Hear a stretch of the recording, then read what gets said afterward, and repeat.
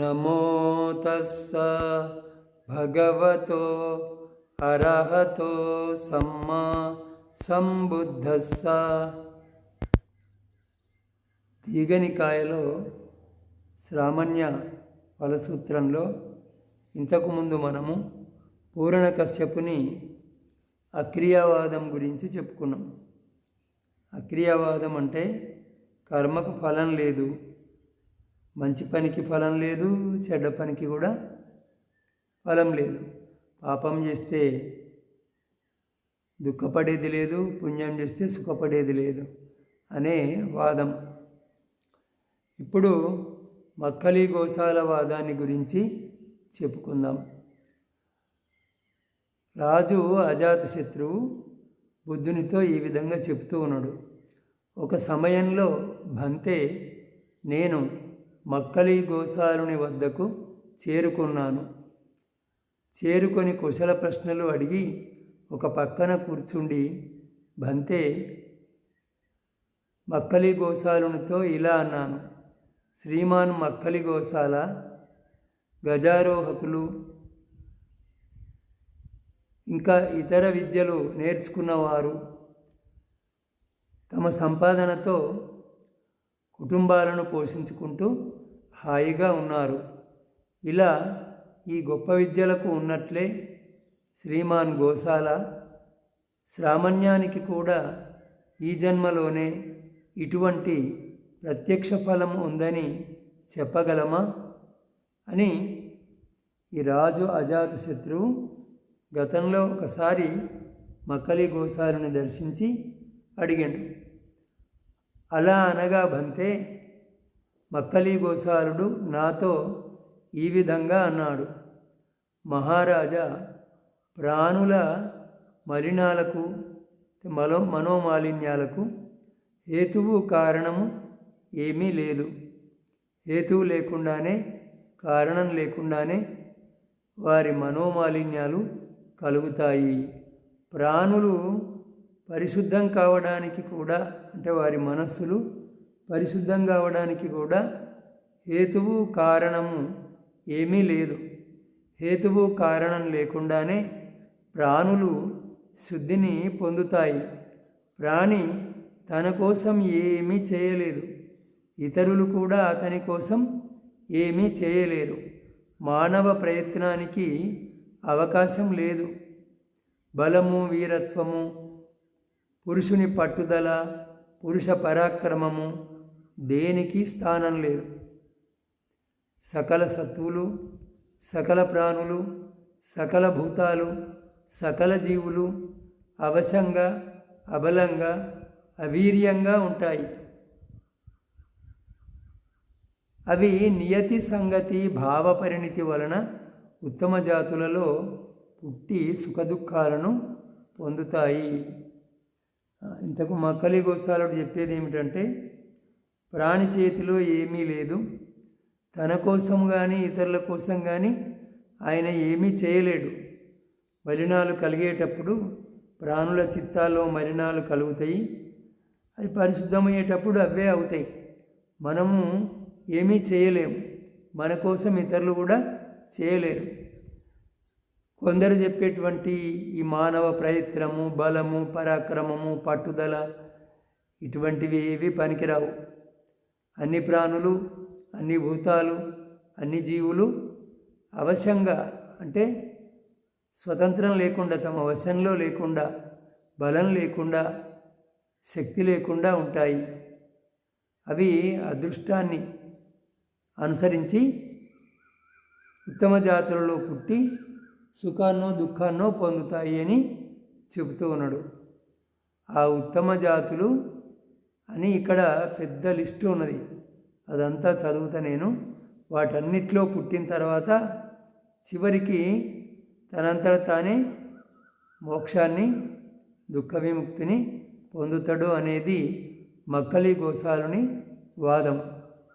ఆ ఉత్తమ జాతులు ఇవి: 14,66,505 505 కర్మలు, 3 అర్ధకర్మలు, 62 త్రోవలు, 62 అంతరకల్పాలు, 6 అభిజాతులు, 8 పురుష భూములు, 4900 ఆజీవకులు, 4900 పరివ్రాజకులు, 4900 నాగనివాసాలు, 2000 ఇంద్రియాలు, 3000 నరకాలు, 36 రజోధాతువులు, 7 సంజ్ఞాగర్భాలు, 7 అసంజ్ఞాగర్భాలు, 7 నిర్గ్రంథ గర్భాలు, 7 దేవతలు, 7 మానవులు, 7 పిశాచాలు, 7 స్వరాలు, 707 గ్రంథులు, 707 ప్రపాతాలు, 707 స్వప్నాలు, ఇంకా 80 లక్షల చిన్న పెద్ద కల్పాలు ఉన్నాయి. మూర్ఖులు పండితులు వాటి నుండి పయనించి దుఃఖాన్ని అంతం చేయగలుగుతారు. మానవ ప్రయత్నం ఏమీ చేయదు. మూర్ఖులు కానీ విద్వాంసులు పండితులు కానీ ఇప్పుడు చెప్పుకున్న లిస్ట్ ఉన్నది కదా, ఈ జన్మలన్నిటి నుంచి ముందుకు పోయి అంటే ఆ జన్మలు ఎత్తుతూ చనిపోతూ మళ్ళీ జన్మిస్తూ చనిపోతూ ముందు చెప్పుకున్న లిస్ట్ ఉంది కదా, వాటన్నిటిలో పుట్టిన తర్వాత చివరికి దుఃఖం వాటంతటా అదే అంతమైపోతుంది. అక్కడ శీలవ్రతాలతో లేదా తపస్సుతో లేదా బ్రహ్మచర్యంతో అపరిపక్వ కర్మను పరిపక్వం చేయటం లేదు. పరిపక్వ కర్మను భోగించి నాశనం చేయటము లేదు. అపరిపక్వ కర్మ అంటే పని చేసినాము, దాని ఫలం ఇంకా రాలేదు, రావడానికి సమయం ఉన్నది, మనం ప్రయత్నించి ఆ సమయాన్ని ముందుకు జరపడాన్ని పరిపక్వం చేయటం. కానీ అట్లా జరపడానికి అవకాశం లేదు. పరిపక్వమైన కర్మను అనుభవించే నాశనం చేయటం కూడా లేదు. సుఖదుఖాలు రెండు కొలవబడి ఉంటాయి. ప్రతి ప్రాణి ఇంత సుఖం అనుభవించాలా, ఇంత దుఃఖం అనుభవించాలనేది కొలవబడి ఉంటుంది. ఈ సంసారంలో వాటిని పెంచటము తగ్గించటము, వాటి నాణ్యతను పెంచటము తగ్గించటము వీలు కాదు. దారం ఉండను దూరంగా విసిరినప్పుడు విచ్చుకుంటూ పడినట్లుగా మూర్ఖులు పండితులు కూడా సంసారంలో తిరుగుతూ దుఃఖాలను అంతం చేయవలసి ఉంటుంది. ఇది మక్కలి గోసాల వాదం. ఆ కాలంలోని శ్రమణ గురువుల్లో ఈయన ఒకడు. ఇప్పుడు ఇద్దరి వాదాన్ని గురించి చెప్పుకున్నాం. ఇంతకుముందు పూరణ కశ్యపుని వాదము, ఇప్పుడు మక్కలి గోసాల వాదము. ఇంతవరకు చెప్పి రాజు అజాతశత్రువు బుద్ధునితో, బంతే నేను అడిగింది ఒకటి, ఆయన చెప్పింది ఒకటి. నేను శ్రామణ్య ఫలాన్ని అడిగితే ఆయన నియతివాదాన్ని సంసార శుద్ధిని తెలియజేశాడు. నేను ప్రత్యక్షంగా కనిపించే శ్రామణ్య ఫలం గురించి అడిగితే సంసార శుద్ధిని చెప్పాడు. ఇంకా అప్పుడు నా రాజ్యంలో ఉండేటువంటి శ్రమణుడు ఈయన, ఇటువంటి వాళ్ళను నేను మందలించటము ద్వేషించటము బాగుండదు అనిపించింది. అందువల్ల అతని మాటలను మెచ్చుకోకుండా తిరస్కరించకుండా మౌనంగా అక్కడి నుంచి లేచి వచ్చేసిన అని అన్నాడు. ఆ తర్వాత అజితకేశ కంబల వాదం. ఒక సమయంలో బంతే నేను అజితకేశ కంబలుని వద్దకు చేరుకున్నాను అని రాజు అజాతశత్రువు బుద్ధునితో చెబుతూ ఉన్నాడు. అతన్ని కూడా ఈ విధంగా అడిగిన, శ్రీమాన్ అజితకేశ కంబల, లౌకిక విద్యలకు ఉన్నట్టే శ్రామణ్యానికి కూడా ఈ జన్మలోనే లభించే ప్రత్యక్ష ఫలం ఉందా అని అడగగా, అజితకేశ కంబలుడు నాతో ఇలా అన్నాడు, మహారాజా, దానం లేదు, ఇష్టం లేదు, యజ్ఞం లేదు, కర్మకు ఫలంగా సుఖదుఖాలు లేవు. అంటే ఇది అపూరణ కశ్యపుని వాదం లాంటిది అన్నమాట. ఈ లోకం లేదు, పరలోకం లేదు, తల్లి లేదు, తండ్రి లేడు. బీజం లేకుండా పుట్టే ప్రాణులు లేవు.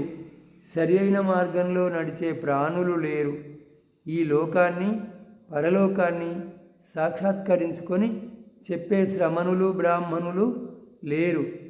ఈ ప్రాణి 4 భూతాలతో ఏర్పడినాడు. చనిపోయినంతటా భూమి భూమిలో కలిసిపోతుంది, నీరు నీటిలో కలిసిపోతుంది, అగ్ని అగ్నిలో కలిసిపోతుంది, గాలి గాలిలో కలిసిపోతుంది. ఇంద్రియాలు ఆకాశాన్ని చేరుతాయి. అంటే మనస్సు ఆకాశంలో చేరిపోతుంది అని. మనస్సు ఇంద్రియాలు అంటే జ్ఞానేంద్రియాలని కాదు. జ్ఞానేంద్రియ విషయాలు అతను మనసులో గ్రహిస్తాడు కదా, అది. లేదా దాన్ని మన భాషలో విజ్ఞానం అనొచ్చు. పీనుగను 4 పాడెపై మోసుకొని పోతారు. దహనక్రియ వరకే అతని నిందా ప్రశంసలు జరుగుతాయి. కాలిన తర్వాత పావురంలాగా తెల్లగా ఉన్న అతని ఎముకలు చెదిరిపోతాయి. ఆహుతులు భస్మంతో ముగుస్తాయి. అంతా బూడిదైపోతుంది చివరికి. నానావిధ దానాలు కూడా దాత ఉన్నంత వరకే ఉంటాయి. ఇంత జరిగినా పండితులు ఆస్తికవాదాన్ని సమర్థించటం తుచ్చము, మూర్ఖ ప్రలాపము. మూర్ఖుడైనా పండితుడైనా శరీరము పడిపోయి విచ్ఛిన్నం కావడంతో నశిస్తాడు. మరణం తర్వాత మరి ఉండడు. ఇది పక్కా చారువాకం అన్నమాట. అతను చెప్పింది కూడా అంతే. పూర్ణకశ్యపుడు ఇతను ఇంకా స్పష్టంగా చెప్పిండు దాన్ని. మనిషి 4 భూతాలతో పుడుతూ ఉన్నాడు. తల్లిదండ్రులకు చనిపోయిన తర్వాత ఆ 4 భూతాలు 4 భూతాల్లో కలిసిపోతాయి. ఇంకా మిగిలి ఉండేదేమీ లేదు. ఆ పడిపోయిన ఆ పీనుగను శ్మశానానికి తీసుకొని పోయి కాల్చివేస్తారు. ఆ కాల్చివేసేంత వరకే, అంటే ఒక 4 రోజులే అతను చేసిన మంచి చెడు కర్మల గురించి లోకంలో మాట్లాడుకుంటారు. తర్వాత అంతా మరిచిపోతాము. ఇక పండితుడైనా పామరుడైనా పొందే గతి ఇదే, ఇంతకు మించి ఇంకా ఏమీ లేదు అని అన్నాడు. అప్పుడు అజాతశత్రువు బుద్ధునితో, బంతే, నేను ఈ జన్మలోనే పొందే శ్రామణ్య ఫలాన్ని గురించి అడుగగా అతడు ఉచ్ఛేదవాదాన్ని తెలియజేశాడు. ఉచ్ఛేదవాదం అంటే మరణంతో అంతా అయిపోతుంది, ఇంకా ఏమీ మిగిలి ఉండదు. ఆత్మ, పరలోకము ఇవి అన్నీ బూటకపు మాటలు అనేటువంటిది ఈ ఉచ్ఛేదవాదం. నేను మామిడి గురించి అడిగితే పనసన గురించి చెప్పినట్లు నేను అడిగింది ఒకటి, అతను చెప్పింది ఒకటి. ఇంకా నేను అతన్ని ద్వేషించకుండా, మెచ్చుకోకుండా, తిరస్కరించకుండా మౌనంగా తల ఊపి అక్కడి నుంచి లేచి వచ్చాను